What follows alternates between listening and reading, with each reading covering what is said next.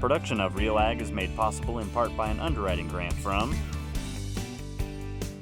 Kansas Soybean Commission, the soybean checkoff. It works for everyone. The Kansas Livestock Association, advancing the common business interests of dairy and other livestock producers since 1894.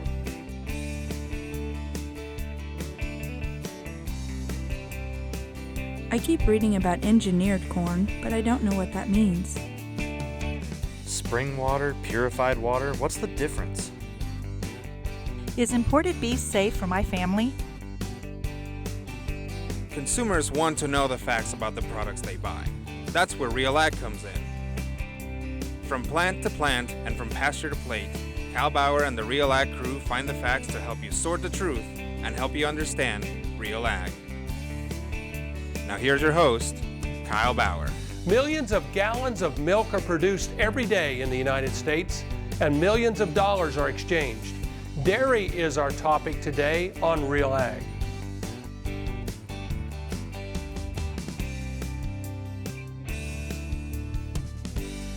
The dairy industry revolves around milk, but what makes milk so special? Well, there are very many nutritional qualities of milk that are very beneficial for people.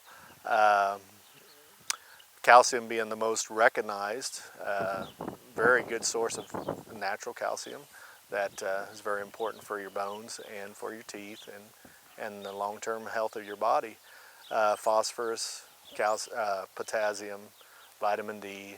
Milk is the most complete package as far as nutrition goes. When you think about calories, protein, vitamins, minerals, milk is a complete package. And one of the things we're doing now, if you study your labels of your health foods, some nutritional drinks, there's a lot of milk components in there. So technology at the dairy processing level, instead of just your pasteurization, your homogenization of milk, we are able to separate the various components of milk and make reduced lactose products. We're able to separate the proteins out of milk and include those. Many of your nutritional drinks, sports drinks, include whey products, which was a byproduct. With new technologies, we're able to recover those nutrients that are lost in the cheese making process through the whey and utilize the whey again as a component in other nutritional drinks and foods. They can be a very important part of your diet. For kids, the fat that comes in milk is very important for kids to grow strong and get big boned and be athletes. We really don't push that enough, that kids need 3 servings of milk a day. We've got to get that to the kids. I'd much rather have our children drinking milk than a Diet Coke or a diet soft drink, I should say. Every child knows that cows produce milk, but the life and biology of a milk cow is very specific. Does milking the cow hurt her? No. Actually, a cow, as well as any mammalian female, when they're nursing, their breast becomes enlarged, the udder becomes enlarged, and subsequently there's a relief to milk the cow. Our dairy cows will give about 11 gallons of milk a day. And so a baby calf only needs about 1.5 gallons to 2 gallons of milk a day. So if we do not milk that cow, if we did not milk her, she would get very sick because of the buildup of milk in her udder and probably would either have to be treated or would die. And the baby calf, if we left the baby calf with the cow, it would also get sick because it would eat more than it could digest, and it would probably get scours and could get sick and die from that also. So the first time we will calve a cow will be at 24 months of age.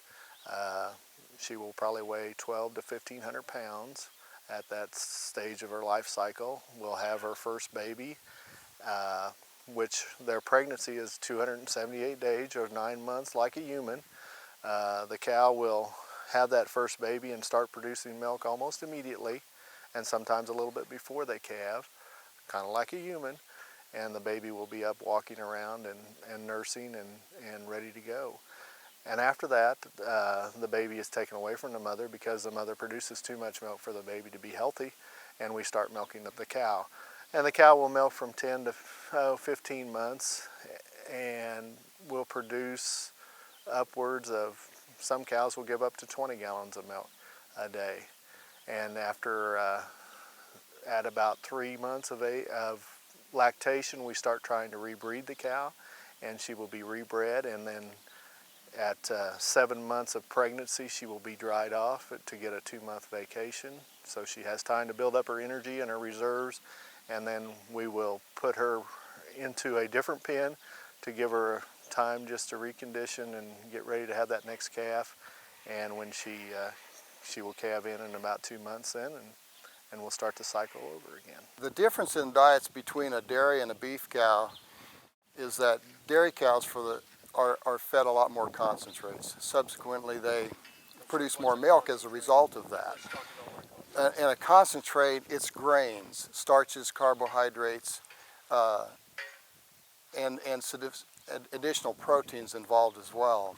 Kind of helps us as a farmer that we can't know everything that we need to know, so we do farm some of that out, like using a veterinarian or a nutritionist, and the nutritionist will test our feeds and then balance it for the amount of milk that we want and the quality of the reproduction that we want from the cow, and he'll balance that for the size of that cow. And then we mix that all up in a feed wagon, and we weigh each ingredient every day and every time we mix. So the feed is weighed out and fed to the spec that the nutritionist thinks. Much better than a human diet. We take a little bit of dab of here and a little dab of that, and we might be balanced, we might not, but the cow, she has a balanced diet. So first of all, you will produce more milk if you're feeding concentrates than if you're out on grazing on grass or on a full forage diet. Okay, they'll produce more milk if they're being fed the concentrates, the grains. They also they're being milked 2 or 3 times a day. They're closer to the barn. They typically will have their beds right close to the barn as well, so they can rest. Whereas if they're out grazing long distances on pastures, it doesn't work real well. However, there are grazing dairies that are productive today too, as well. I wouldn't say that it's bad to feed a lot of grain to a cow. However, when you look at the rations that they eat, there's almost all dairies have a nutritionist, which is like a dietitian involved in the ration of the whole herd, because we're interested in the cows staying healthy, and the best way to do that is to make sure that what they eat is healthy for them to eat. And they'll subsequently be productive as long as they are eating well. And so with the additional grain in there's a point you could get too much grain, but we monitor all that in a dairy herd, and we have parameters that we watch so that that doesn't happen.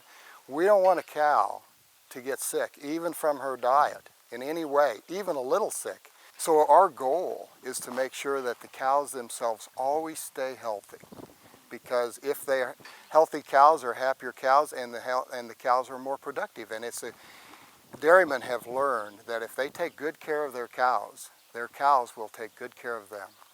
when the cow comes in the barn for milking, we milk 3 times a day. So the cow will come in 3 times a day, which we milk like 8 hours apart. So when we bring them in the barn, we will spray a iodine teat dip on them to kill the bacteria that might be on the teats. And when we do that, it will disinfect the area that we're going to put the milker on. We wipe that off with a dry, clean towel, and then we'll strip the milk out of each quarter, or each teat will get stripped a couple times to make sure the milk is of good quality. So the product that will get to your table will be a good, wholesome product.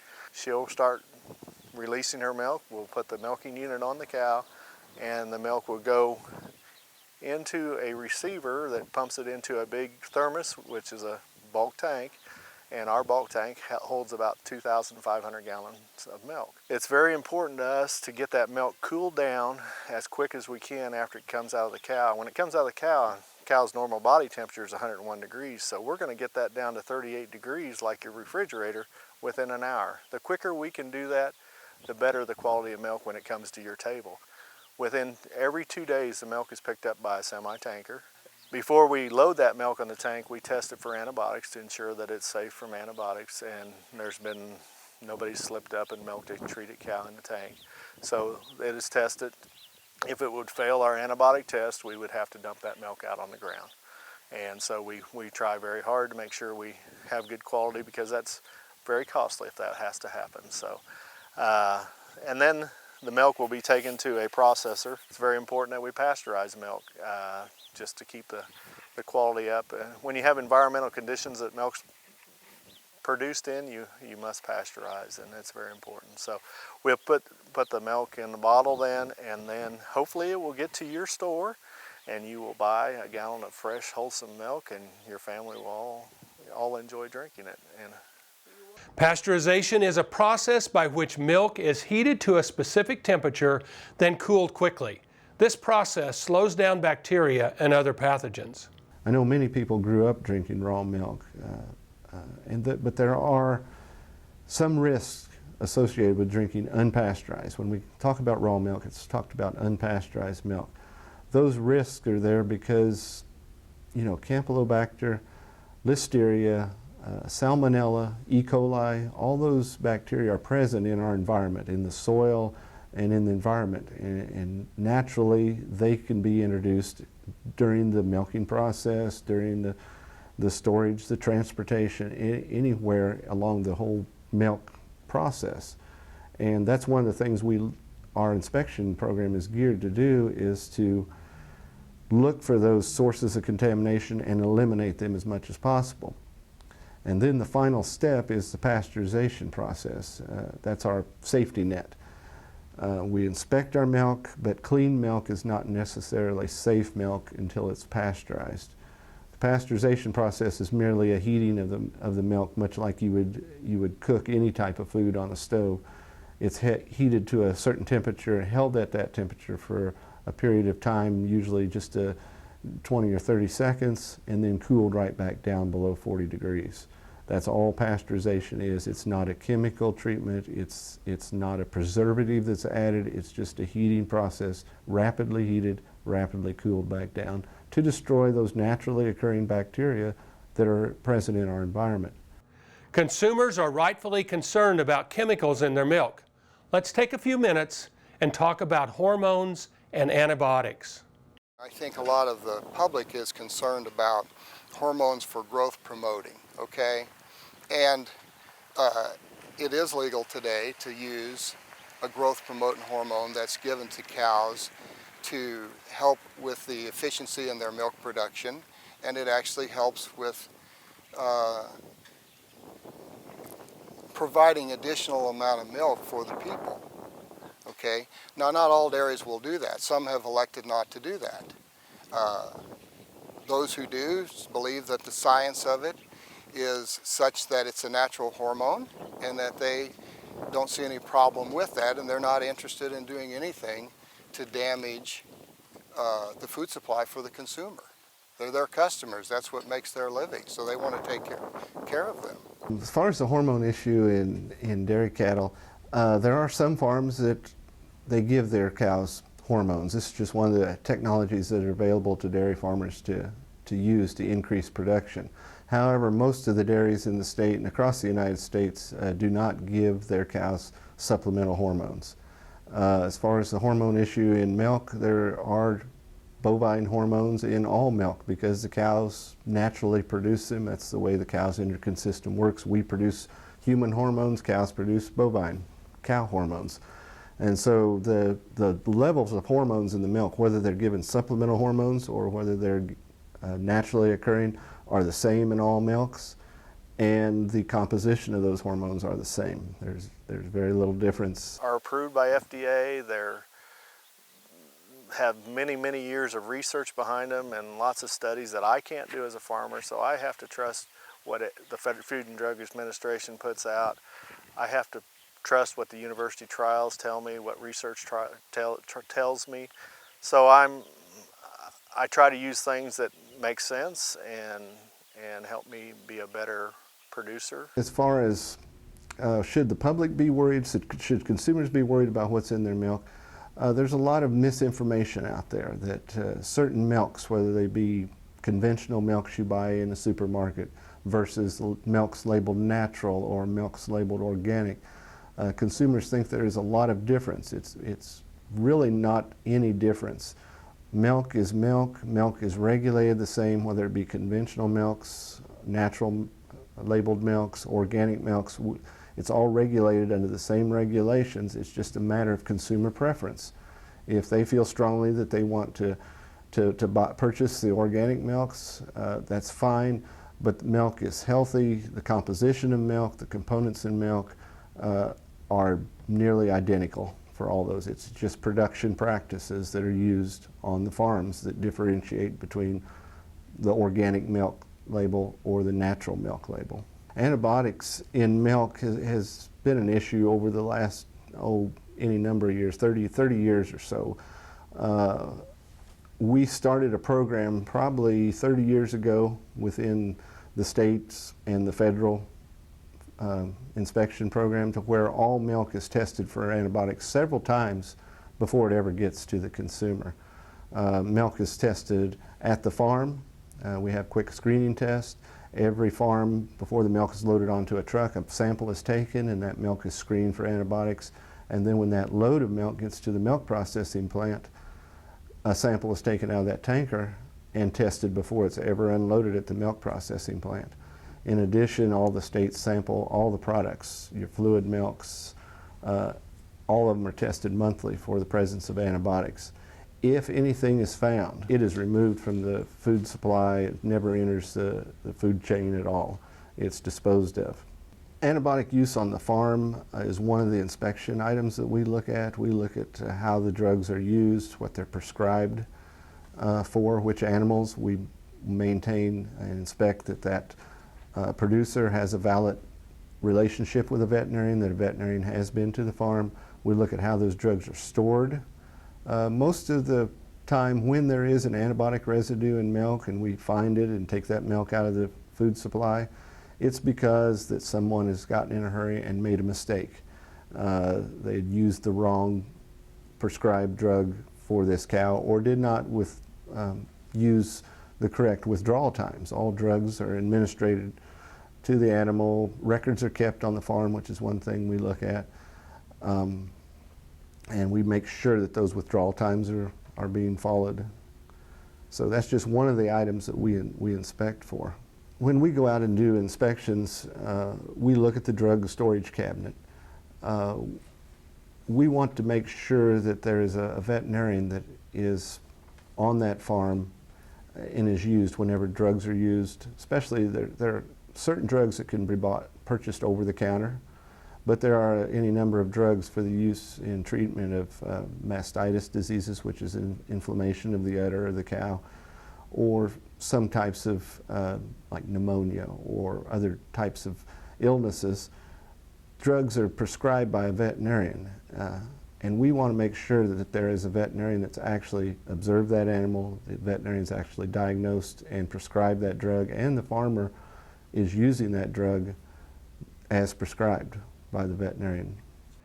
Any facility that produces food is regulated by several government agencies. Dairies are no different. Agencies that regulate dairy across the United States, the individual states, whether it be a state Department of Agriculture like here in Kansas, or some of the health departments in other states, the state has the authority to regulate dairies and are required to regulate dairy production, milk transportation, milk processing, all the way through the steps. Briefly, in a nutshell, there are regular inspections. At the state inspection level, we have local inspectors that go out and inspect dairy farms, milk processing plants, milk haulers. And then we have a second layer within the state that we're required to have is a milk rating program, where we do interstate milk shipper ratings, which we go out and basically self-audit our state inspection programs and file those reports with FDA. Once those reports are filed, all states look at them because milk moves across state lines.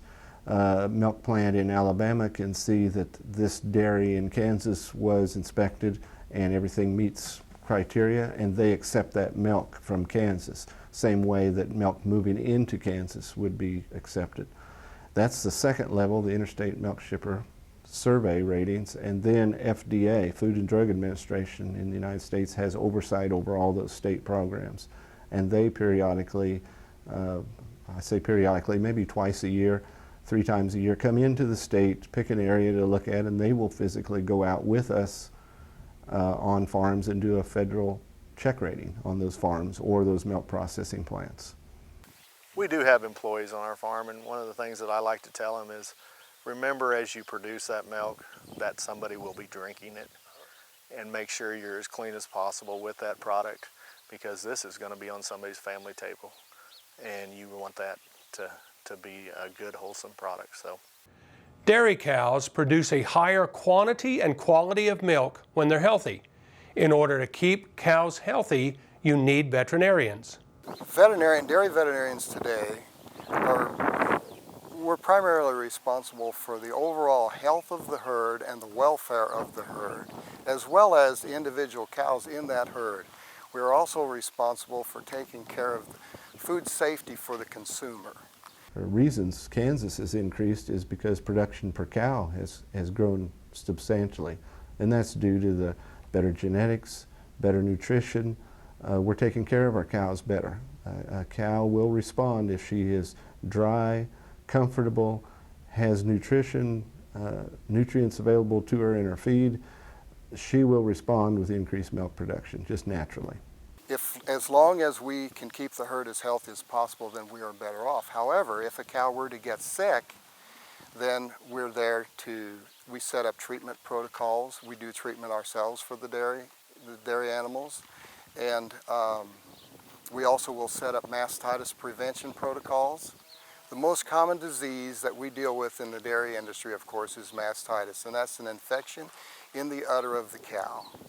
And it's measured. There are multiple parameters that are used to measure that. We monitor that all the time in the herd, and if a cow herself develops that disease, she's pulled out of the tank. We will treat her with the various medicines that the Food and Drug Administration approves, and then her milk will be tested. Her milk is withheld, and then her milk will be tested before it goes back into the tank. Her milk is again tested at the milk company, and then there's usually another screening test that goes there. So anytime we have to treat a cow for mastitis, we want to make sure that before that milk ever has a chance to get back into the food supply, that it's been tested several times. Treatment is more expensive, but the disease itself has an inherent expense on the cow. Okay, so we just don't want to go there if we can avoid it. Prevention is our main goal for almost all of the health of a herd today. We will monitor the milk machines to make sure that they are functioning and performing and milking the cows correctly, that they're not contributing to the spread of any mastitis organisms within the herd. We train the helpers, the workers on the dairies, so that they prep the cows properly, cleanly, and so that we minimize any possibility of spread from a cow to another cow or from a quarter to another quarter. Well, the main issues that I deal with in the dairy, of course, is the prevention of disease. We want the herd to stay healthy. Also, the treatment of those that do get sick. And a major issue for us today is the cow comfort and welfare of the cows themselves. So we like to see cows that are clean. We like to see cows that have a nice bed to lay in, or in some cases out in a nice pasture to lay in.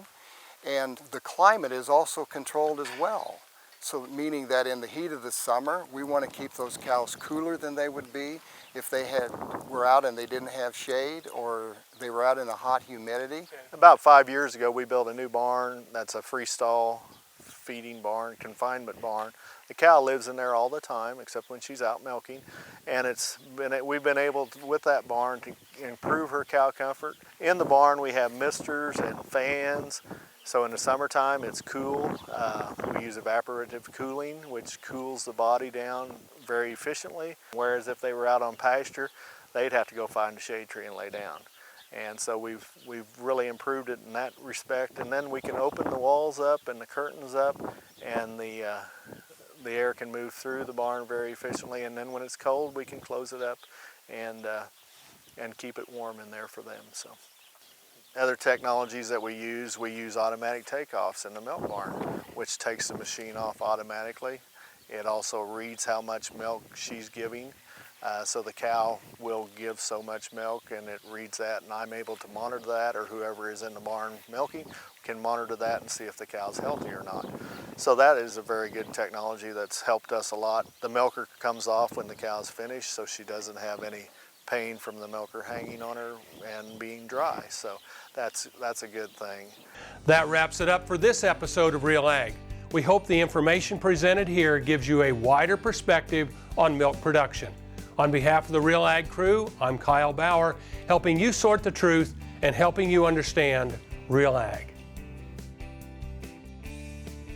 Production of Real Ag is made possible in part by an underwriting grant from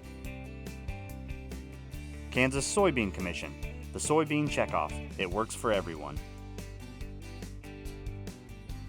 The Kansas Livestock Association, advancing the common business interests of dairy and other livestock producers since 1894.